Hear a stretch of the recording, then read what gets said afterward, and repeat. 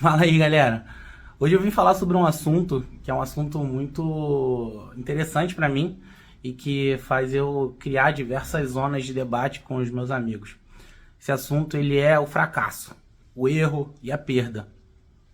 Eu tenho um professor da PUC chamado Flávio Stephens que ele tem uma palestra só como os fracassos dele levaram ele ao sucesso. E é muito interessante que a construção da nossa sociedade ela é baseada em acerto e erro.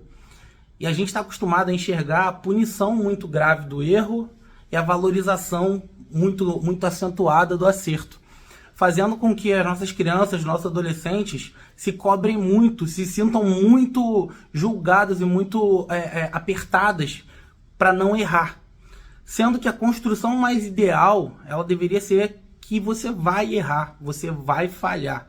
A gente tem que trabalhar tanto na parte profissional quanto na parte pessoal para mitigar os erros, criar processos para que os erros sejam mitigados, porque a gente não consegue prever o que vai acontecer e o que não vai acontecer, mas a gente sabe que vai errar. E quando errar, a gente tem que errar o menos possível, ou quando errar, esse erro não pode influenciar o todo. O Lito Souza, do canal Aviões e Música, ele fala algo que eu acho interessantíssimo, que é todo o acidente aéreo que acontece, não acontece por conta daquele evento que originou o acidente. Acontece por todos os erros, todas as falhas, todas as evoluções das falhas, até acontecer aquele momento do acidente. E isso serve para tudo. É um time de futebol que perde, é uma traição em relacionamento que rola, é uma ferramenta que você quebra, é um produto do teu emprego, do teu trabalho que você desperdiça, é uma perda financeira. Toda falha, todo erro, todo problema que acontece, aquele fato é apenas o estopim. A gente precisa trabalhar para mitigar a cadência, a cadeia de erros que vem acontecendo, que vem sucedendo até aquele presente momento que acontece o estopim. E para isso a gente precisa observar o processo como inteiro. O processo macro, para saber que processos, que momentos, que movimentos a gente pode adotar, que movimentos a gente pode tomar para que cada fase daquele processo o erro seja mitigado. Para quando acontecer o erro maior, você tenha treinamento, você tenha movimento, você tenha competência, capacitação para poder tomar uma decisão, para poder fazer uma movimentação para que aquele erro não seja tão impactante. Eu tive ontem uma conversa com um grande amigo meu, que ele trabalha em offshore, que ele fez um evento que quebrou um equipamento lá, que o custo da falha foi milhões de reais. E ele estava bem chateado com isso. Eu conversando com ele, eu falei, cara, você foi capacitado para fazer essa movimentação? Ele falou, não.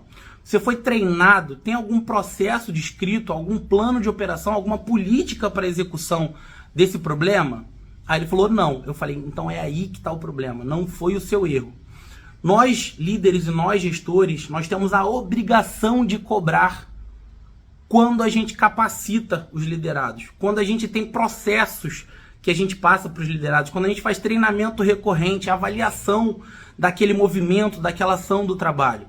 Se a gente não fizer isso, nós não temos a capacidade de cobrar, porque para a gente algo pode ser muito simples, muito superficial, muito supérfluo, mas para aquela pessoa pode ser algo de outro mundo, muito difícil.